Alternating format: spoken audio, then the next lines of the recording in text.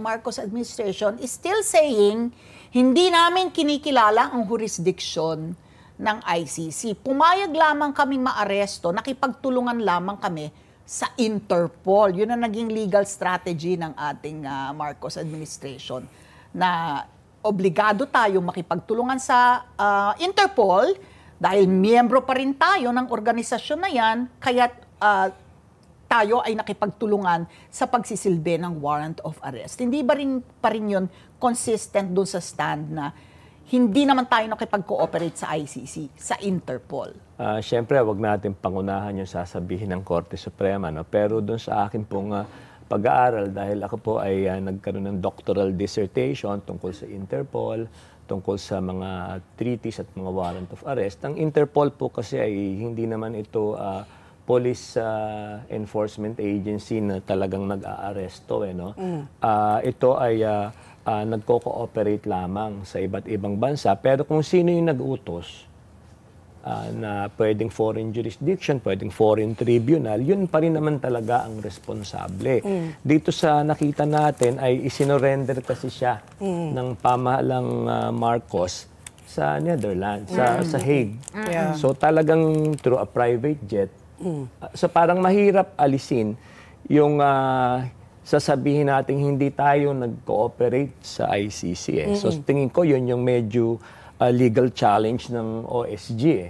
Kaya siguro minabuti nilang, ay, wag na lang po kaming makisali. Parang ganun My question, attorney, is laging sinasabi natin na kaya tayo nag-withdraw from the Rome Statute kasi nga gumagana naman ang ating our judicial system. But yet, Duterte, no case has ever been filed against him.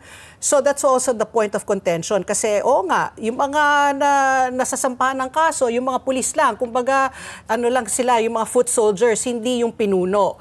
So do you agree with also the premise na that's why the ICC intervened, even if supposedly our judicial system is working, no cases were filed against former President Duterte? Ako, ito, opinion ko lamang naman bilang abogado. No? Parang napakasakit din naman sa aming mga abogado na tanggapin na ang hudikatura natin ay hindi functioning. Pero siguro, kailangan busisiin natin mabuti dahil doon sa Rome Statutes, ang sinasabi na kung kailan pwedeng manghimasok ang ICC, unwilling and unable. So, ano ang ibig sabihin nito?